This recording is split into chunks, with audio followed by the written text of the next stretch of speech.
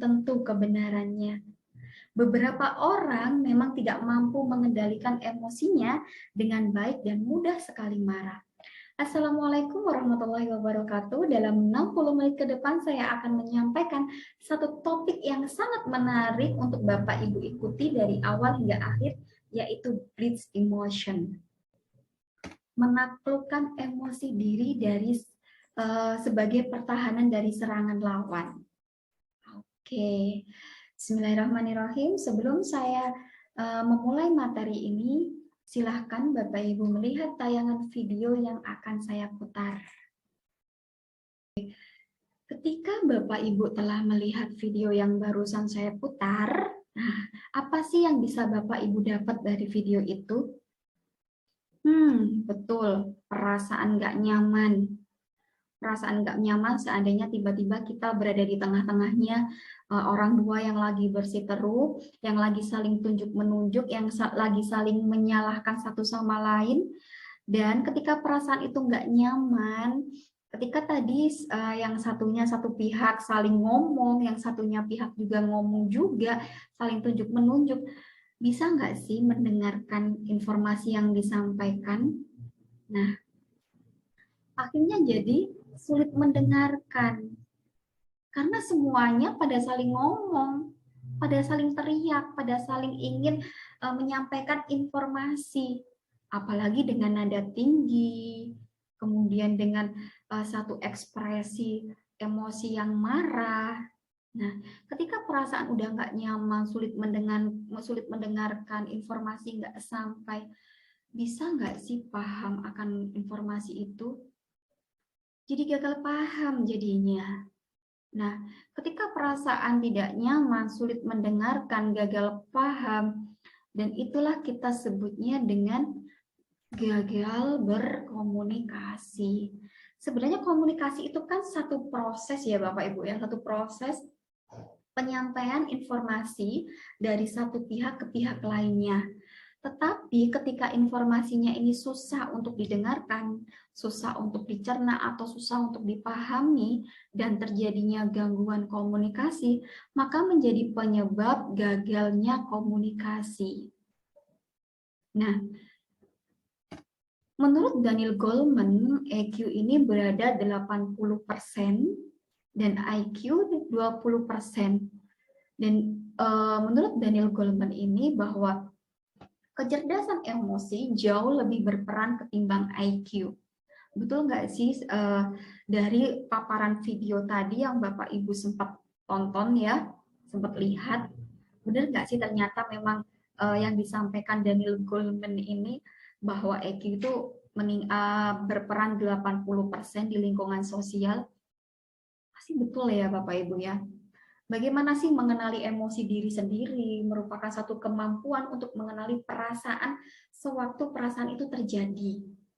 Nah, dan dalam berkomunikasi pun kecerdasan emosi ini menjadi peran yang penting Bapak Ibu. Serangan emosi dari lawan bicara seperti tadi ya, seperti video tadi, terkadang memang membuat kita ini menjadi shock.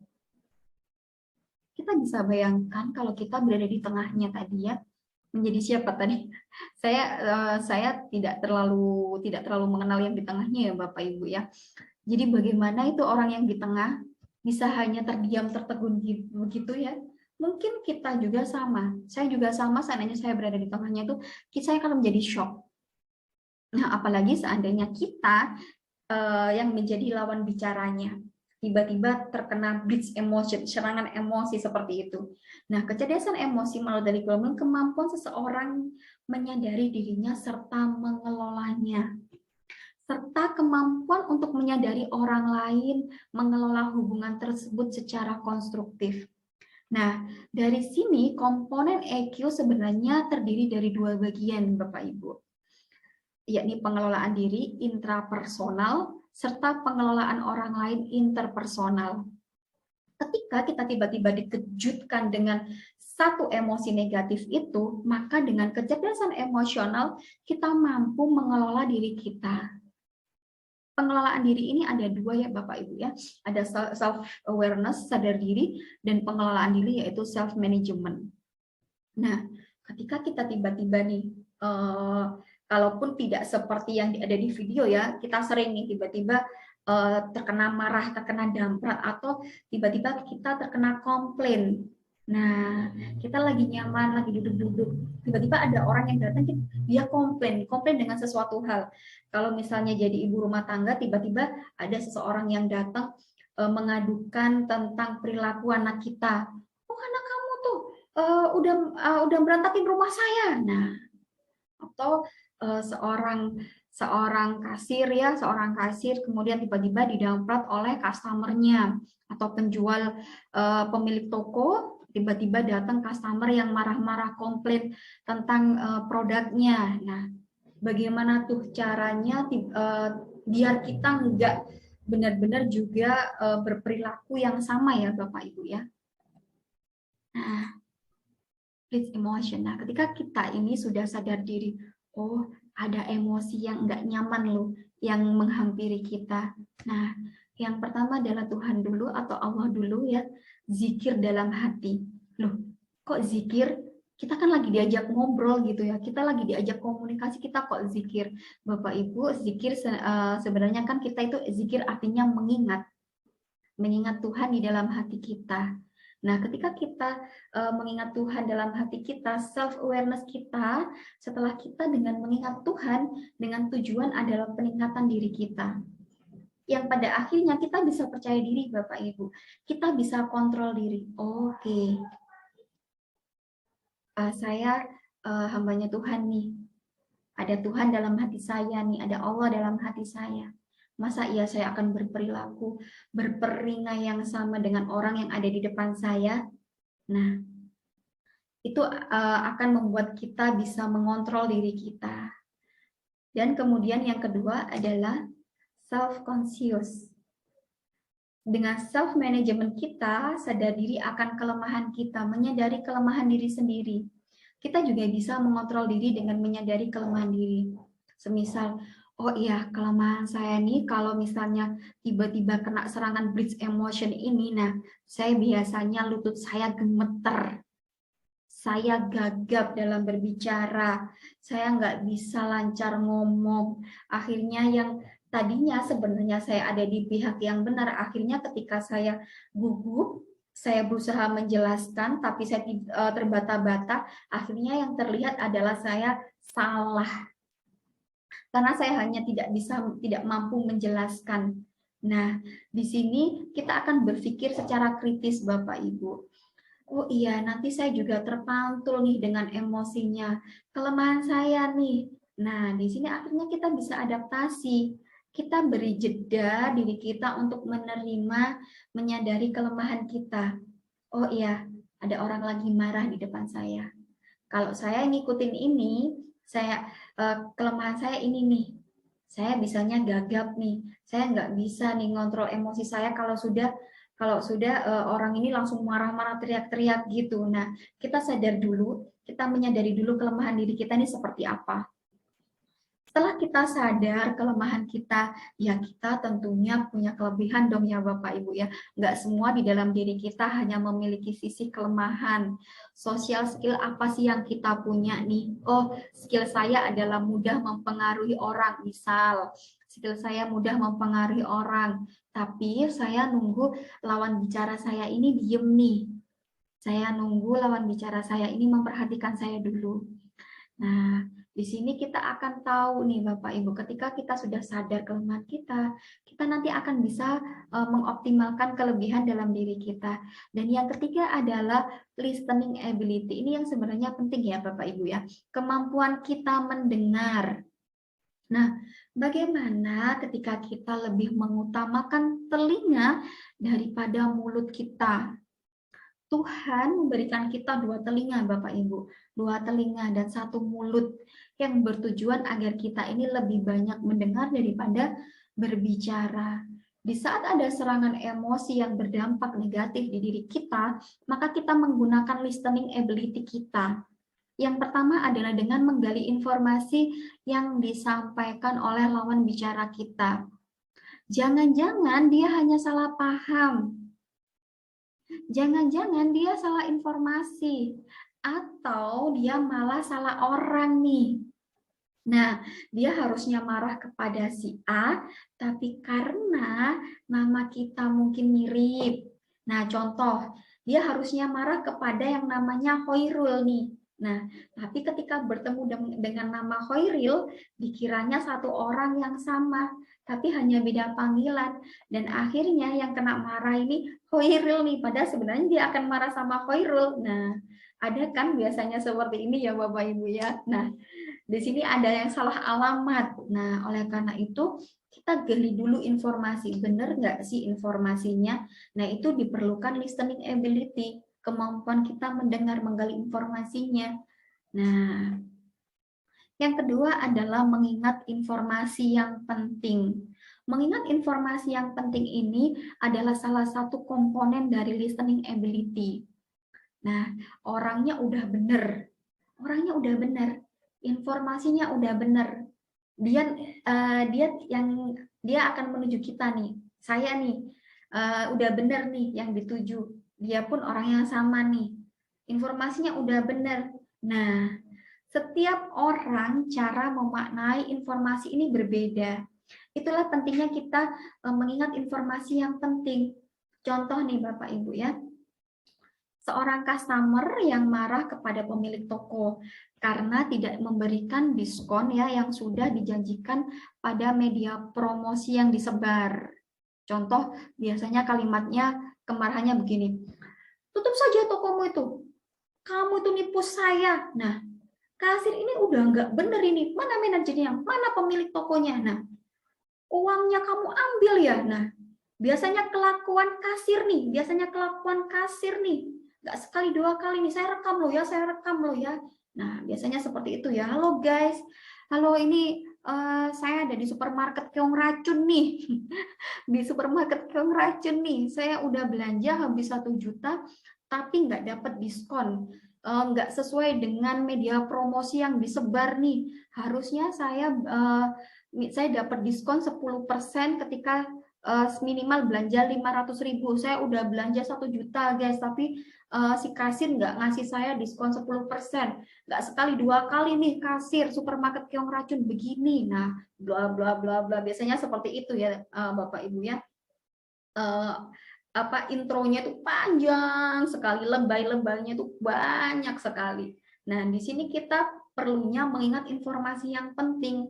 Nah, mengingat informasi penting ini ketika kita hanya bisa menanggapi si customer ini biasanya ya Bapak Ibu ya, pelongo karena takut duluan ya, kita cuman bengong. Bisa ada ya Bapak Ibu ya kasir, kemudian dia takut, dia hanya bengong. Nah, atau bisa ikut lebih marah, lebih ganas lagi. Dan Bapak Ibu, dengan kita mengingat informasi penting yang disampaikan lawan bicara kita, kita akan mempermudah untuk menanggapinya atau meresponnya.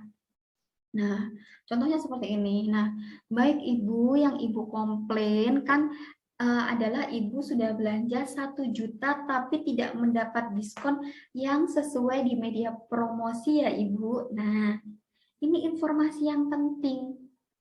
Biasanya informasi penting ini diselip-selipin yang nggak jelas, tapi dilebay-lebaykan itu banyak sekali ceritanya, ceritanya berlebihan, intronya panjang sekali, sampai pakai menghina, sampai pakai mencaci ya, dikatakan maling lah, biasanya apa seperti itu ya biasanya yang terjadi. Nah, baik Ibu komplain kan yang adalah yang Ibu komplain nih sudah belanja 1 juta tapi tidak mendapat diskon yang sesuai dengan media promosi kita. Boleh saya lihat struk belanjanya Ibu? Nah, ternyata ketika kita lihat yang dibeli oleh Ibu ini tidak ada barang sponsor yang termasuk dalam diskon. Nah, ternyata si Ibu ini menanggapi informasi dari media promosi ini tidak lengkap. Dia hanya belanja 1 juta, dikiranya nanti dapat diskon 10%, seperti itu. Nah ini ya, yang penting adalah mengingat informasi yang paling penting. Dan yang keempat adalah beautiful emotion. Dan yang terakhir adalah beautiful emotion. Dengan yang pertama kita menunjukkan lawan emosi yang cantik. Nah, Kok tunjukkan emosi yang indah atau emosi yang cantik pada lawan bicara? Nah, di sini bukan berarti kita ini kemayu ya Bapak Ibu ya, memberikan emosi yang kemayu, yang meliuk-liuk badannya udah kayak ular keket ya. Bukan seperti itu maksudnya, tapi dengan kita tersenyum, kita emosi kita tenang, kita stabil ya, kita mendengarkan apa yang disampaikan, informasi yang disampaikan, kita akan lebih tenang. Kalau dari nomor 1, nomor 2, nomor 3 kita ikuti, oke, saya sadar nih kelemahan saya. Saya ingat nih bahwa saya di sini tuh bekerja mencari nafkah, bukan mencari musuh. Ya, ingat ya Bapak Ibu ya, mengingat Tuhan bahwa kita semuanya akan kembali ke akhirat ya Bapak Ibu ya. Kita ingat, oke, saya di sini bekerja cari nafkah, bukan cari musuh. Kemudian kita sadar oh ada emosi yang hadir dari orang lain. Kita tahu kelemahan kita tahu kelebihan kita. Nah, kita listening ability, kita gali kemampuan mendengar kita gali informasi, kita ingat informasi yang penting. Nah, setelah itu kita tunjukkan beautiful emotion kita. Yang pertama menunjukkan emosi yang indah pada lawan bicara. Dengan apa? Dengan tersenyum, dengan kita bersikap tenang ya. Karena yakinlah Bapak Ibu ya, emosi itu memantul. Jadi memantul ya Bapak Ibu ya. Ketika kita menghadapi lawan bicara dengan emosi jengkel duluan, ekspresi yang di wajah kita itu jengkel, marah ya, secara otomatis lawan bicara kita emosi negatifnya akan lebih meningkat. Nah, paham ya Bapak Ibu ya? Setelah itu kita berikan keputusan nih, kita berikan keputusan yang sedang kita hadapi, berikan keputusan Anda terhadap sesuatu yang sedang terjadi. Bapak Ibu berikan keputusan seperti contohnya tadi ya, yang sudah sudah saya sampaikan, customer yang komplain ya. Kemudian kita berikan keputusan itu. Nah, Ibu, baik. Dalam strip belanjanya Ibu ini nggak ada produk sponsor yang Ibu beli. Dan di media promosi ini sambil menunjukkan buktinya nih, ada media promosinya kita tunjukkan. Nah, di media promosi ini diskon 10% itu bila Ibu belanja produk sponsor. Nah, ini Ibu ada gambar produk sponsornya nih yang harus Ibu beli bila ingin diskon 10%. Nah, ketika seperti itu berlanjut ya Bapak Ibu ya, kalau saya menyatakan ya Bapak Ibu ya, saya bisa menggambarkan gitu, blitz emotion yang hadir itu seperti kita mengelola seperti jurusnya Avatar. Ada elemen-elemen untuk menguatkan jurus yang akan diberikan kepada lawan bicara kita. Sama halnya dengan kita bila kita tiba-tiba ada serangan emosi. Atau seperti tadi video tadi, tiba-tiba kita dituduh, tiba-tiba kita diserang, kita tidak diberikan kesempatan untuk berbicara. Oke, kalau kita tidak diberikan kesempatan berbicara, biarkan dia berbicara dulu. Nah, oke, sama halnya dengan kita tiba-tiba kena serangan emosi tadi ya Bapak Ibu ya. Yang pertama kita sadar diri. Yang kedua kita mengelola diri kita nih. Yang ketiga, kesadaran sosial. Oh, kita sadar nih, ada orang marah nih. Kita sadar nih, ada orang datang ngamuk-ngamuk, ada orang datang atau ada orang datang nangis-nangis gitu ya. Dan yang keempat, pengelolaan lawan bicara kita. Kita kelola nih, kita manajemen nih. Nah, orang di depan kita nih, kita kendalikan nih, kita kontrol diri kita kendalikan sosial kita kendalikan lawan bicara kita dengan ketenangan kita. Nah, jika seseorang bisa menyadari dirinya, Bapak Ibu, maka ia punya modal yang baik untuk menyadari orang lain. Dan setelah itu, gabungan antara pengelolaan diri serta penyadaran terhadap orang lain, itulah yang akan bermuara di keterampilan sosialnya.